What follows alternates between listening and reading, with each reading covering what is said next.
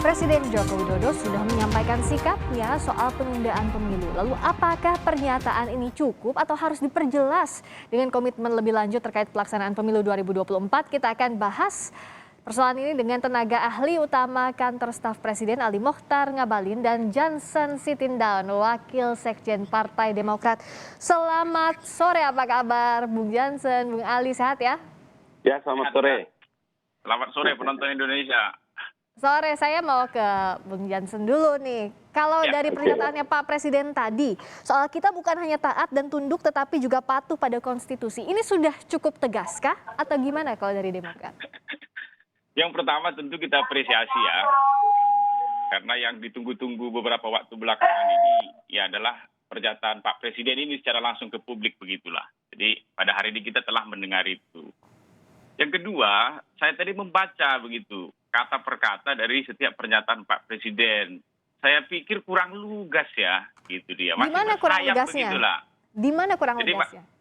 masih bersayap begitulah. Jadi tidak menebas langsung begitu loh untuk mematikan isu ini. Beda dengan 3 periode dulu. Kalau 3 periode dulu, beliau kan ngomong ini mau nampar muka saya, bahkan ini mau menjerumuskan saya, ini cari muka saya begitu.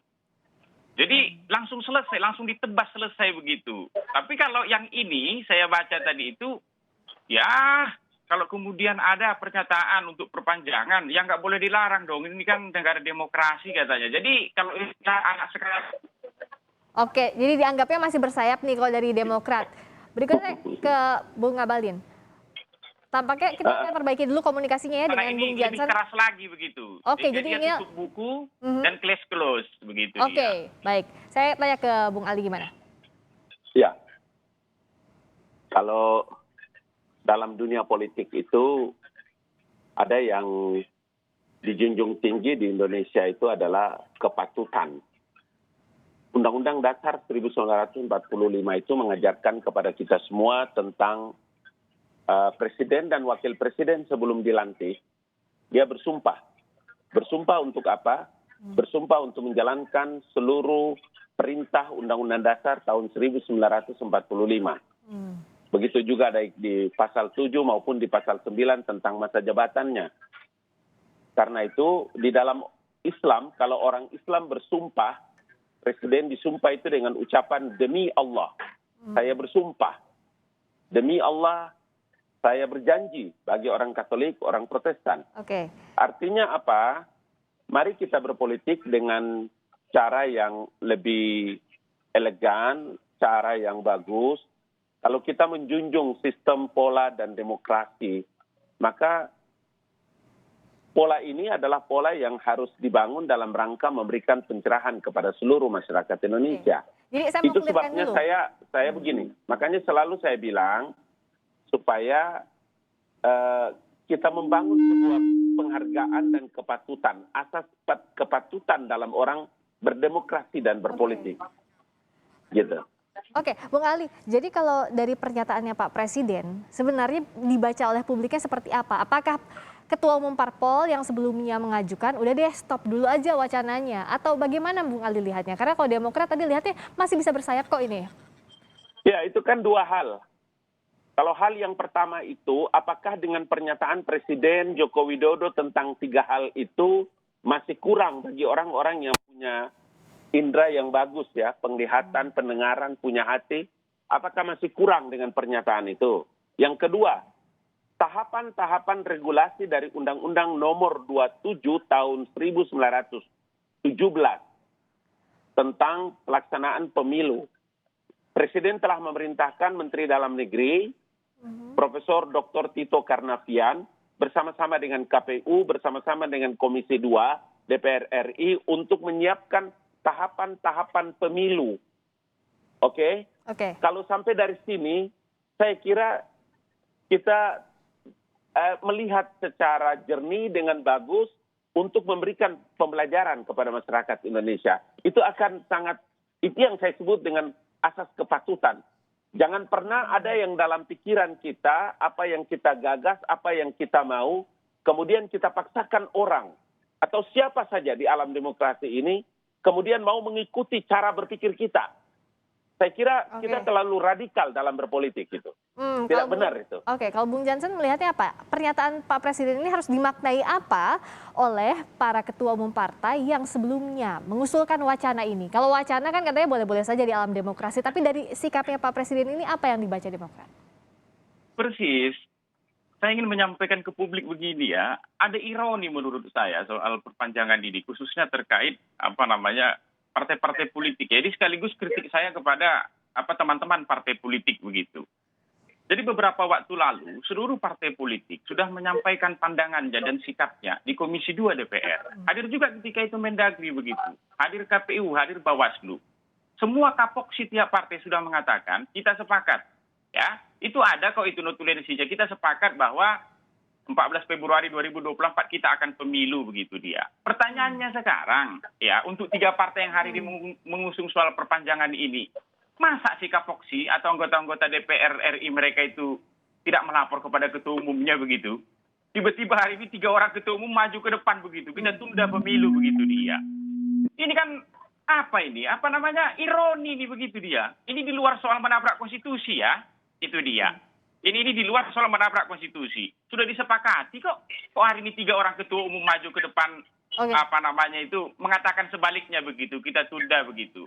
Jadi belum lagi soal pengunduran pemilu ini kemunduran bagi demokrasi kita ini. Bahkan menurut saya musibah bagi demokrasi kita begitu. Oke, tapi karena salah satu syarat atau pilar utama demokrasi itu adalah adanya pemilu yang reguler. Oke, Bung Jansen melihatnya seperti apa? Apakah melihatnya bahwa pernyataan ketiga ketua umum parpol itu berdasarkan restu dari istana, dari presiden, atau seperti apa kalau dari Bung Jansen lihatnya?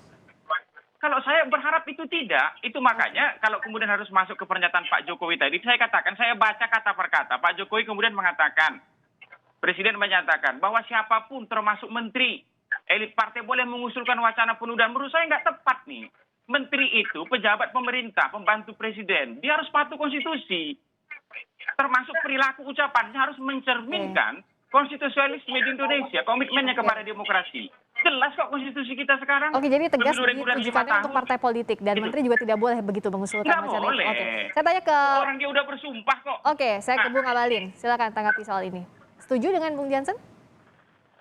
Saya mau bilang bahwa menurut aturan regulasi negara kita, ya, kalau itu datang dari anggota Dewan Perwakilan Rakyat Republik Indonesia, kalau itu datang dari ketua-ketua partai, mereka berwacana, mereka berdiskusi di warung-warung kopi, mereka diskusi tentang kepentingan bangsa dan negara, mereka juga berbicara tentang tanggung jawab mereka untuk kepentingan negeri ini.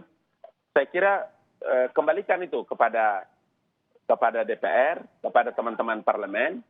Jadi ranahnya bukan ada di presiden, bukan ada di istana. Karena di presiden dan istana itu sudah selesai dengan pernyataan-pernyataan presiden. Itu yang saya selalu bilang supaya mari kita lebih proporsional melihat masalah-masalah ini agar kita tidak hantam kromo ya ke sana kemari. Tapi biarlah kita melihat situasi ini, kita memposisikan ini dengan baik supaya ada tanggung jawab kita untuk memberikan pencerahan, tanggung jawab kita untuk memberikan pendidikan kepada rakyat Indonesia minimal yang menyaksikan Kompas TV pada petang ini. Gitu loh. Bisakah clean and clear dijelaskan bahwa Bung Ali, wacana ini bukan berasal dari istana awalnya? Iya, itu yang saya maksudkan. Artinya begini, kalau dari istana dan Presiden Joko Widodo kan sudah selesai itu. Presiden telah mengeluarkan pernyataan mulai dari tahun 1919. Oke, 2019. Kemudian 2021. Kemarin lagi 2022. Habis itu diwawancarai oleh Kompas, kemudian Presiden mengeluarkan pernyataan lagi. Adakah yang masih kurang dari pernyataan Presiden itu? Okay. Satu. Yang kedua, kalau lagi bangsa ini tidak percaya dengan Presiden, kira-kira mau percaya dengan siapa lagi sebagai kepala pemerintahan dan kepala negara? Itu yang saya mau bilang supaya mari kita lebih proporsional melihat pergerakan politik di negara demokrasi. Okay.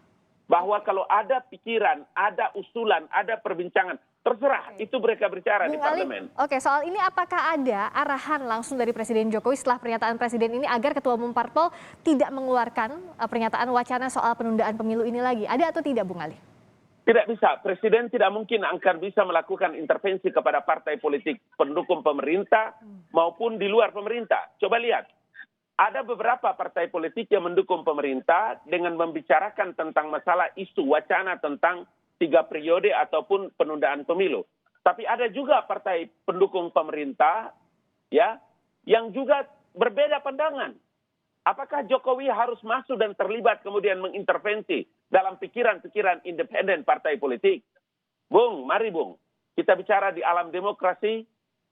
Ya, saya mau kasih tahu itu supaya nanti masing-masing kembali ke parlemen. Karena di Dewan Perwakilan Rakyat Republik Indonesia dan DPD itu adalah anggota Majelis Permusyawaratan Rakyat. Jangan datang ke DPR, jangan datang ke pemerintah atau presiden. Karena dengan presiden sudah selesai, dia tepat pada sumpah dan janji di depan Majelis Permusyawaratan Rakyat sebelum dilantik menjadi presiden. Baca Undang-Undang Dasar tahun 1945. Jadi ujung bola panas ini apa iya sependapat dengan Bung Ali adanya di parlemen, Bung Jansen? Begini. Kok ketawa Saya ingin gimana nih? begini. Saya ingin mengatakan begini ya. Dalam negara demokrasi ini tiap orang boleh melemparkan wacana apapun, begitu dia ya. Tetapi kalau dia pejabat publik, apalagi politisi ya, itu harus disertai sebuah tanggung jawab yang sangat tinggi, standar moral yang sangat tinggi untuk kepentingan yang lebih jauh begitu loh dari bangsa dan negaranya ini. Itu makanya dalam beberapa kesempatan saya menyampaikan begitu. Saya senang juga muncul wacana soal 3 periode dan perpanjangan ini begitu. Kita jadi bisa melihat begitu pandangan nilai-nilai teman-teman politisi yang lain. Menurut saya, siapapun yang mendukung 3 periode dan perpanjangan ini ke depan, udah tidak pantas lagi kita pilih. Bung Jansen. Karena itulah komitmennya terhadap demokrasi di Indonesia ini begitu. Bahaya sekali kalau kita kasih kekuasaan. Oke, kalau Bung Jansen lihatnya, yang menggulirkan wacana ini apakah harus ditegur langsung oleh Presiden atau seperti apa kalau dari Demokrat melihatnya? Kalau dia menteri, tegur langsung. Itu Kalau sikap ketua umum saya. parpol bukan menteri? Itu mazhab saya. Apalagi kalau dia bukan orang partai politik, menteri bukan orang partai politik, ikut-ikutan begitu itu. Maksudnya kalau Itu ketua umum copot. partai politik tapi bukan menteri gimana? Gimana? Kalau ketua umum partai politik tapi bukan menteri, kan tidak langsung dibawa Presiden. Oh, silahkan saja, itu dia. Silahkan saja. Tapi kalau dia menteri begitu, itu ditegur lah. Apalagi Jadi intinya kalau dari Demokrat orang perlu partai. atau tidak Presiden ini menegur ketua umum parpol yang menggulirkan wacana ini di awal? Itu kembali ke presiden lah itulah. Itu dia. Ini kan soal etik nih. Semua orang kan bisa menilai Pak Jokowi ini bagaimana begitu. Kalau saya, sikap saya tetap seperti yang di awal tadi. Soal 3 periode, Pak Jokowi itu tegas. Nampar muka saya dan lain-lain begitu, menjerumuskan saya. Tapi kalau soal perpanjangan ini, menurut saya masih malu-malu tapi mau begitulah dia. Di mananya yang dianggap bersayap itu di mananya, Bung Jansen? Ya itu tadi, soal wacana perpanjangan ini kan alam demokrasi katanya. Itu. Oke. Jadi mau menteri, mau partai politik, itu bebas saja berpendapat. Katanya ke Bung Ali, katanya. apa iya masih kayaknya nggak setegas soal wacana 3 periode? Saya mau bilang bahwa penetapan tanggal 14 Februari 2024 akan datang itu apakah jatuh dari langit atau instruksi dari siapa? Ataukah tidak ada menteri dalam negeri atau tidak ada KPU? Jangan lupa bahwa kesepakatan pelaksanaan pemilu tanggal 14 Februari 2024 dengan Presiden memerintahkan Menteri Dalam Negeri berbicara dengan DPR, berbicara dengan KPU, kemudian penetapan tanggal 14 Februari itu adalah sesuatu fakta nyata. Presiden telah mengeluarkan statement bahwa pada tanggal 17 Agustus 2024 akan melaksanakan hari ulang tahun di ibu kota negara baru, dan berbagai statement-statement yang beliau sampaikan itu tidak ada lain dan tidak ada bukan bahwa tahapan-tahapan terhadap undang-undang pemilu dan pelaksanaannya itu menjadi sesuatu yang ditetapkan oleh pemerintah. Kenapa? Karena merujuk pada ketentuan undang-undang. Itulah sumpah yang diambil oleh Presiden sebelum dilantik di depan Majelis Permusyawaratan Rakyat. Gaya berpolitik kita itu adalah gaya berpolitik yang penuh dengan kepiawaian, gaya berpolitik dengan santun, agar tidak bisa kita itu melahirkan berbagai macam diksi dan narasi yang tidak memberikan pencerahan kepada masyarakat Indonesia di tengah-tengah pemerintah menghadapi pandemi yang begini dahsyat. Oke, Percayalah Bung Ali, bahwa agar mencerahkan upaya nih langsung dari Bung Ali. Jadi dari pernyataan Pak Presiden tadi, apa bentuk konkretnya? Bahwa tadi tegas, taat konstitusi, tapi di sisi lain tidak meninggalkan celah dengan tadi bahwa ini alam demokrasi, bebas aspirasi.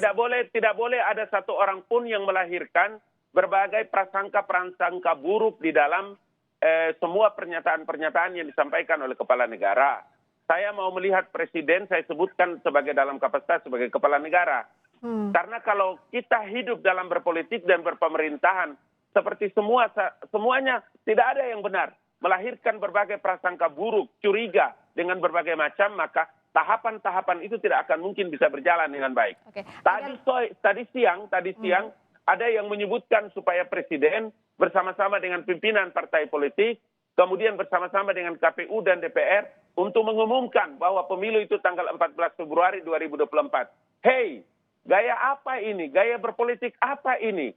Anda tahu nggak setelah reformasi itu distribusi kekuasaan eksekutif, legislatif, dan yudikatif itu dia terbagi dan seluruh dalam pengawasan masing-masing. Jadi mari berpolitik dengan santun supaya kita melihat pencerahan Indonesia ke depan itu dengan baik. Nih, agar pernyataannya Bung Ali juga lebih mencerahkan lagi, apakah setelah pernyataan kepada Harian Kompas ini, pernyataan Pak Presiden bahwa taat dan tunduk kepada konstitusi, bahkan patuh terhadap konstitusi, akan ada langkah lainnya yang konkret yang akan jadi tindak lanjut dari pernyataan Tidak ini, ada, Bung Ali? tidak perlu lagi pada angka lain. Jangan pernah ada mendesak kepentingan-kepentingan kita, kemudian mendesak siapapun di alam demokrasi ini untuk mengikuti cara berpikir, cara bersikap. Semuanya ada regulasinya, ada undang-undang dasar, ada undang-undang pemilu, ada undang-undang sudah penetapan pelaksanaannya. Apalagi caranya berpikir, jangan pakai cara-cara radikal dalam berpikir tentang politik. Radikal itu menggunakan cara ekstremisme dan cara teroris dalam mengambil satu keputusan untuk memaksakan kehendaknya kepada orang lain. Semua regulasi jelas, pemilunya tanggal 14 Februari, DPR, Depdagri, semua KPU telah membuat tahapan-tahapannya dari turunan undang-undang pemilu. Apalagi sumpah presiden terhadap Undang-Undang Dasar 1945 dan undang-undang atas pelaksanaannya. Oke, baik. Please, pakai cara berpikir yang normal. Kepiawaian dalam berpolitik dengan baik. Oke, terakhir berarti Bung Jansen, kalau dari pernyataan Bung Ali tadi harusnya udah nggak ada prasangka-prasangka lagi dong ke Istana atau ke Pak Presiden Jokowi dengan pernyataan lugasnya tadi. Harusnya Pak Jokowi itu meniru Bang Ngabalin inilah tegasnya. Untuk soal perpanjangan ini. Sialnya kan... Ya, Jansen. Kalau aku dia. orang Papua, kau orang Batak kan berbeda. Ini orang Jawa Solo ini presiden kita, Jansen. Iya, buktinya kita ini yang Papua, kemarin, Ambon, segala macam masuk dalam buktinya kau soal Batak, kita sama-sama orang seberang. Gaya presiden ini gaya orang Solo, orang Jawa. Cara berpikir, diksi dan naratifnya saja kita mengerti. Oke, kita ganti dulu ke... Oke, silakan gimana? Buktinya soal 3 periode kemarin tegas sekali, bahkan lebih dari orang Batak dan orang Papua pun itu menampar muka saya, cari muka ke saya ini, menjerumuskan saya begitu. Itu aku aja nggak pernah mengeluarkan kata-kata begitu. Jadi tapi komitmen Bang Ali ini kita anggaplah beliau ini bagian dari istana begitu. Kita berterima kasih. Tinggal kita lihat beberapa waktu ke depan ini, itu loh. Soal wacana perpanjangan ini, menunda pemilu ini masih hidup apa tidak begitu. Kita ini kan sama-sama elit. Kita kan sama-sama tahu lah begitu. Ada orang melakukan pergerakan apa tidak, lain semua segala macam. Tapi sekali lagi, penutup saya ingin menyatakan begini, itu dia. Jadi hukum itu gunanya itu untuk menciptakan ketertiban di masyarakat begitulah. Dan dalam sejarah perjalanan bangsa kita begitu, kita punya pengalaman yang cukup panjang. Itu loh, soal berdemokrasi ini yang dipenuhi diwarnai dengan konflik. Jadi kalau kita tidak taat konstitusi, ribut nanti republik ini. Udah bagus ini, pasca reformasi, ya, sejak dari Pak SBY ke Pak Jokowi, dari Ibu Mega begitu ke sekarang ini. Pergantian kekuasaan sudah bagus, pemilu regulernya sudah bagus. Ini harus kita pertahankan. Jangan kita buat kemunduran ini, jadi bencana demokrasi. Jadi kita berpegang pada pernyataan Pak Presiden terakhir bahwa kita bukan hanya taat dan tunduk, tetapi juga patuh pada konstitusi. Terima kasih atas waktunya, Bung Ali Ngabalin, tenaga ahli utama Kantor Staf Presiden. Terima kasih Bung Jansen Sitindaun, Wakil Sekjen Partai Demokrat. Sehat selalu Bapak-Bapak. Terima kasih. Terima kasih.